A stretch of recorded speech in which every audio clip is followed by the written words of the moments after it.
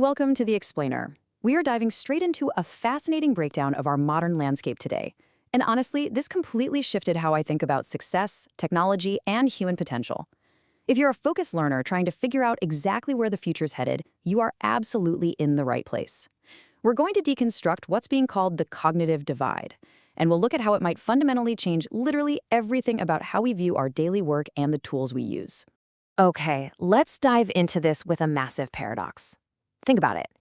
If everyone today basically has the exact same digital tools, why in the world is the gap between top performers and everyone else widening so dramatically?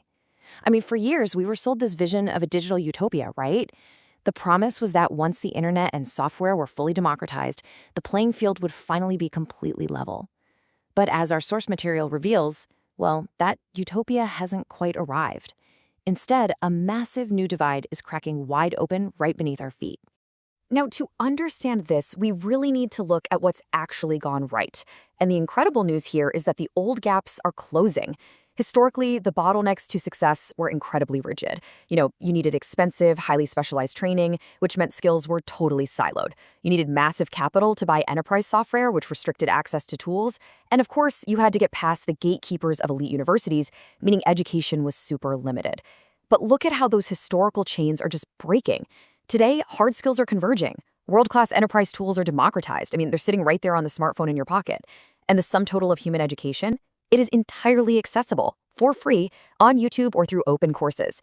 Those historic barriers to entry are, well, they're basically gone. But a brand new divide is widening fast. As all of these old, tangible hurdles have been torn down, this invisible chasm has quietly taken their place. And this isn't a gap you can just see on a resume. It's not something you can bridge by buying a new piece of software or, signing up for a weekend coding bootcamp. A completely new divide has secretly replaced the old ones. And because it's entirely invisible, most people don't even realize they're falling behind. That new gap is thinking quality. The ultimate bottleneck is no longer about what you can access. It is all about cognitive clarity. It's about how well you can process information, synthesize complex ideas, and actually direct the immense technological power that's now sitting right at your fingertips. In a world where execution has essentially become a cheap commodity, the premium has shifted entirely to the quality of your thoughts. And this brilliantly illustrates the core paradox of our time. Everyone has access to the exact same AI. The teenager in their bedroom, the scrappy startup founder, the Fortune 500 CEO, they're all logging into the exact same generative AI interfaces. AI is the great equalizer. I mean, it's the cheapest, most powerful intelligence in human history. But here is the funny, kind of counterintuitive reality. Handing everyone a genius-level supercomputer doesn't actually make everyone equal. It actually drives people further and further apart. Because when the tool is totally uniform, the only variable left in the equation is the human mind operating it. Which brings us to the cognitive interactions required to actually use this democratized technology effectively. The source material outlines what we can call the AI triad. First, you have to ask the right questions. Sure, everyone has the AI, but not everyone can ask it the right questions to get a genuinely meaningful answer. Second, you have to evaluate the response. Think about the difference between a junior employee just blindly copy-pasting some hallucinated legal document versus a seasoned editor who has the taste and the nuance to recognize errors and refine that draft. Everyone gets an answer, but not everyone can judge its accuracy or taste. And third, you need a vision.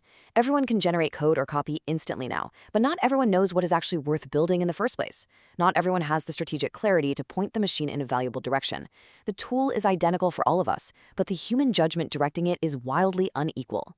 Now, what's really interesting about this comparison is the stark contrast between the old world of doing and the new world of thinking.